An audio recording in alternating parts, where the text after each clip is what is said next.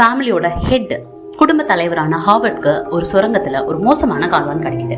அது எவ்வளவு மோசம்னா அது தன்னை சேர்ந்தவங்களை ஈவிலா மாத்திரும், அவங்களோட மனநிலையும் சேர்த்து ஈவிலா மாத்திரும்.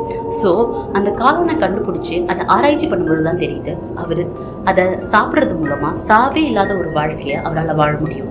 ஸோ அதை கைப்பற்றி நிறைய பேரை கொண்டு தன்னோட வீட்டுக்கு கீழே அதை வளர்க்குறாரு.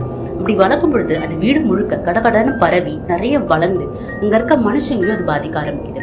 அந்த கால்வானுக்கு எந்த அளவுக்கு சக்தி இருக்குன்னா மற்றவங்களோட நினைவுகள் ஆத்மாக்களை தனக்குள்ள வச்சு இன்னொருத்தருக்கு அதை பாஸ் பண்ணக்கூடிய அளவுக்கு அது சக்தி வாய்ந்ததா இருந்துச்சு.